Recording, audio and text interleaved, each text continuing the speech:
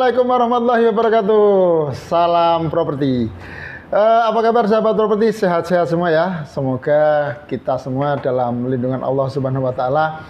Semoga sahabat properti yang belum punya rumah disegerakan punya rumah oleh Allah Subhanahu wa taala. Semoga yang sudah punya rumah bisa investasi properti lagi. Ya, amin Allahumma amin.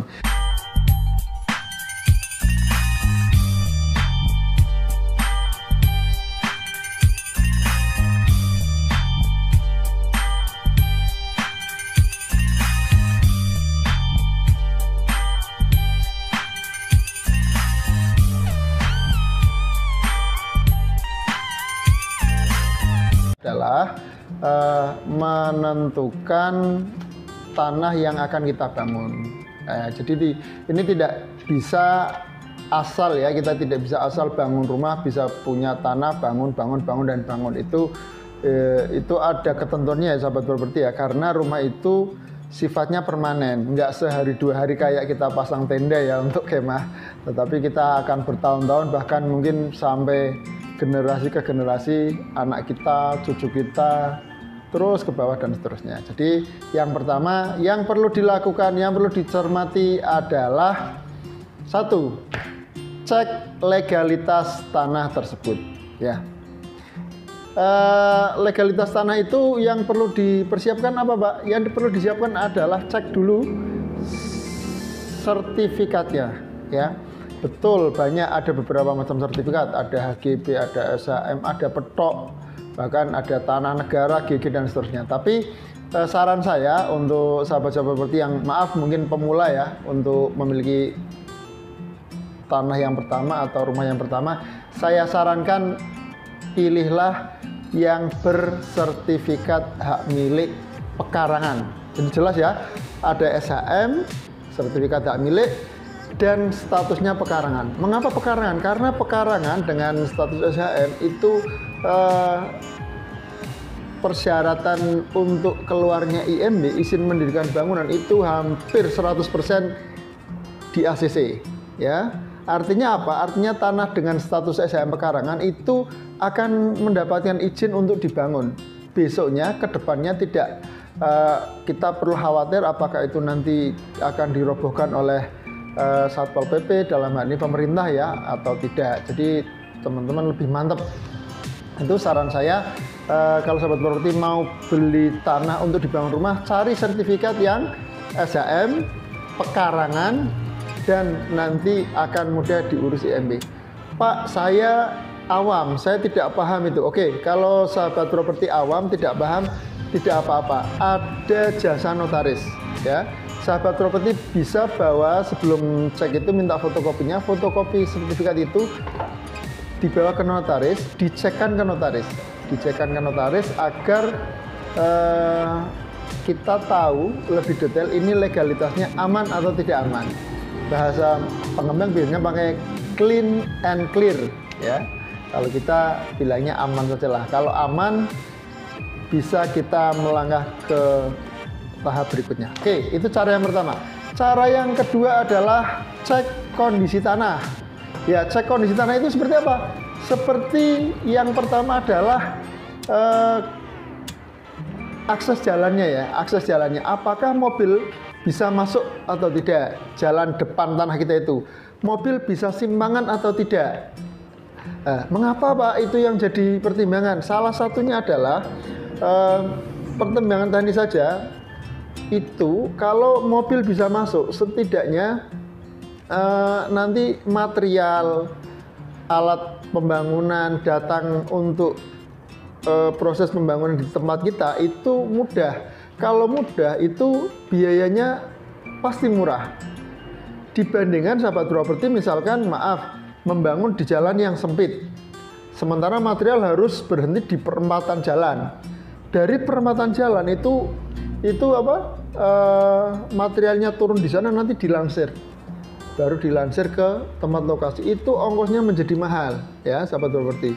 Itu pertimbangan teknis yang pertama. Pertimbangan teknis yang kedua adalah bicara ke depan. Ini kalau saya melihat istilah beberapa mentor ya, diantaranya ini mentor saya Pak Ipo Santosa, beliau mengatakan bahwa kita harus nyari rumah yang syariah. Wah, rumah yang syariah itu seperti apa? Rumah yang syariah itu diantaranya adalah akses jalannya lebar, bisa untuk lewat mobil. Mengapa Pak kok harus lebar jalannya? Karena kalau kita kebakaran, itu mobil pemadam kebakaran bisa masuk. Kalau kita sakit, mendadak, jatuh, istri mau melahirkan, itu setidaknya ambulan bisa masuk ke dalam depan rumah kita. Lah kalau aksesnya susah, kita sakit, nanti mau dibawa ke rumah sakit harus digotong dulu, dilansir dulu ke depan jalan yang besar. Nah, itu ketika terjadi, maaf misalkan hal yang tidak diinginkan, itu bisa menjadi sababiyah, bisa menjadi sebab kita tidak tertolong atau keluarga kita tidak tertolong karena akses jalannya yang susah, ya. Itu sahabat properti ya, pertimbangan akses jalan ke depan rumah kita. Oke, terus kondisi apa lagi yang perlu diperhatikan Pak? Perhatikan tanahnya itu lebih tinggi dari jalan atau di bawah jalan. Oke, gini ya sahabat properti. Yang bagus menurut saya dan beberapa tim bangun kita itu selalu menyarankan itu antara jalan dengan tanah itu tanah lebih tinggi, ya. Antara jalan sama tanah itu tanahnya lebih tinggi. Alasannya apa? Alasannya ini air akan mengalir dari tempat yang tinggi ke tempat yang rendah. Kalau jalan kita lebih tinggi, ketika terjadi hujan, rumah kita akan tergenang air, ya. Itu pertimbangan teknis ya sahabat properti. Terus kalau kondisinya sudah kadung di bawah Pak, misalkan kita belinya kondisi dalam bentuk bekas sawah misalkan, itu kan rata-rata di bawah jalan. Nah kalau seperti itu cara gimana? Ya nanti diuruk. Kalau bahasa pengembang namanya cut and fill, land clearing. Nah itu diuruk tanahnya, nanti dipondasi dulu, nanti baru ditimbun, dikasih tanah urukan agar terjadi pengerasan tanah terlebih dahulu. Nah, itu ya sahabat properti ya. Jadi cara yang kedua adalah cek kondisi tanahnya. Oke, itu masih di kondisi tanah. Kondisi tanah lagi yang perlu diperhatikan apa? Perhatikan di dalamnya itu ada jaringan sumur atau tidak. Nah, maksud saya seperti ini. Tanah kita itu tanah akses airnya bagaimana? Kalau akses airnya bagus, wah berarti dibikin sumur bagus. Kita tidak usah repot nanti menggunakan aliran dari PAM. Nah, PAM itu kan berbayar kan, PDAM itu berbayar. Lah kalau kita bisa bikin sumur sendiri di situ, itu nanti jauh lebih murah, efektif akhirnya kan. Oke.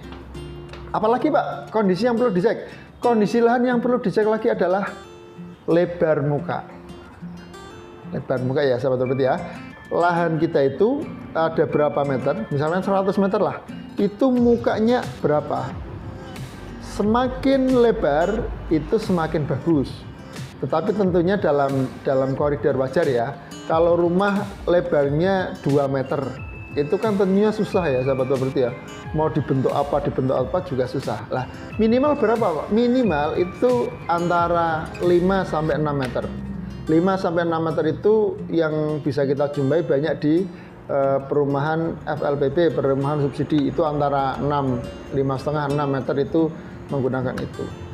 Terus kalau ideal berapa Pak? Ideal itu saya rasa kembali ke selera sahabat-sahabat properti semua ya. Ada yang sukanya 8, ada yang sukanya 10 dan seterusnya. Ya, tetapi saya rasa dengan lahan minimal 6 meter saja menurut saya itu sudah cukup untuk sahabat-sahabat properti untuk bangun rumah yang pertama. Mungkin besok kalau sudah uangnya banyak, kaya raya, bikin yang lebarnya 20 meter itu juga boleh-boleh saja dan sah-sah saja. Tapi tentunya ada harga yang harus dibayar. Oke sahabat properti, yang ketiga apalagi yang harus diperhatikan ya untuk memilih tanah untuk dibangun rumah. Yang ketiga adalah cek lokasi. Kalau yang pertama itu kondisi tanahnya, yang kedua adalah cek lokasi lingkungan. Ya, cek lokasi lingkungan itu yang pertama, kalau ada istilah di dalam bahasa Arab itu Aljar qobladar, tetangga itu didahulukan untuk dipertimbangkan sebelum kita membeli rumah.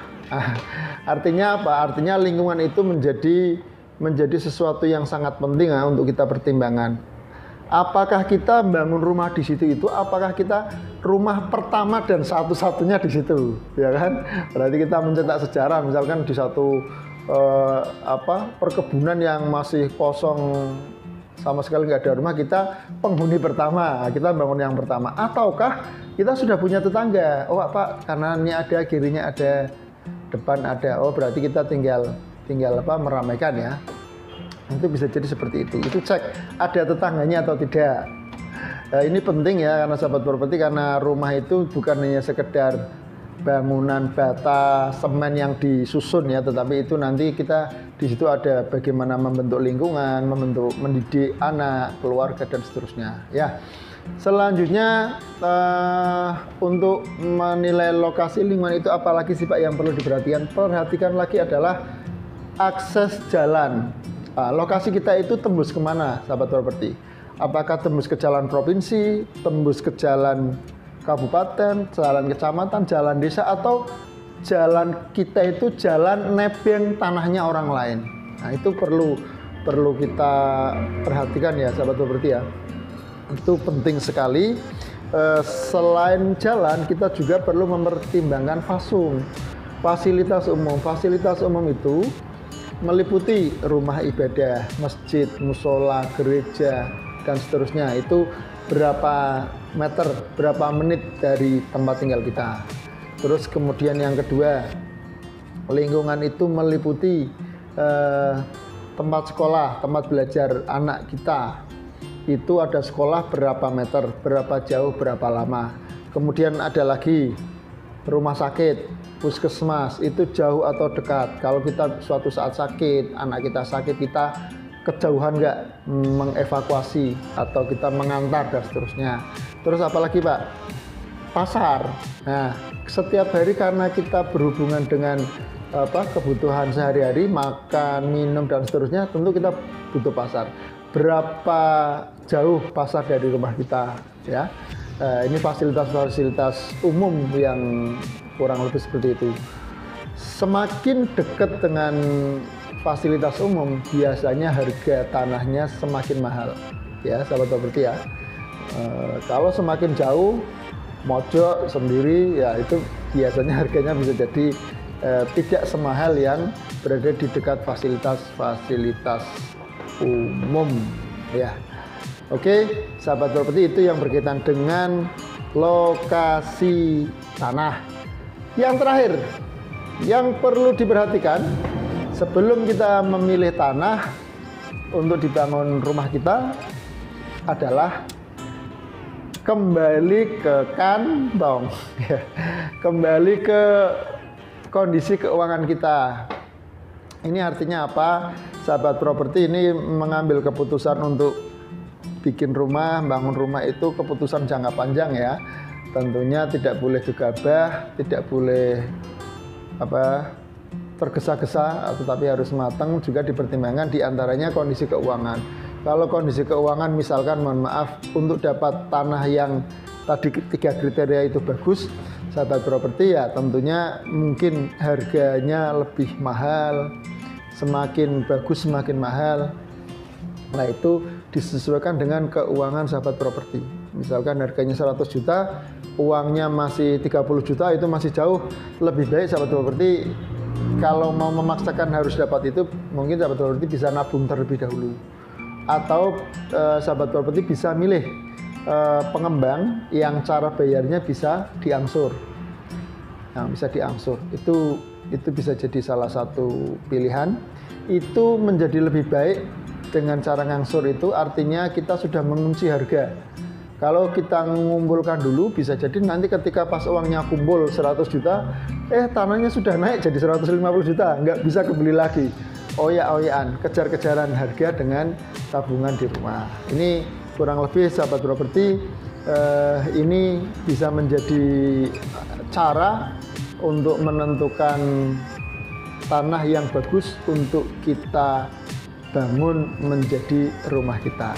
Saya doakan semoga sahabat-sahabat properti semuanya dimudahkan jalan rezekinya oleh Allah Subhanahu wa taala untuk memiliki rumah impian, untuk memiliki hunian tempat tinggal yang nyaman untuk keluarga sekalian. Sampai jumpa di episode kami berikutnya, episode spesial bangun rumah, dan saya akan bagikan tips-tipsnya, cara-caranya mendetail, insya Allah bermanfaat untuk kita semua. Terima kasih. Salam properti. Assalamualaikum warahmatullahi wabarakatuh.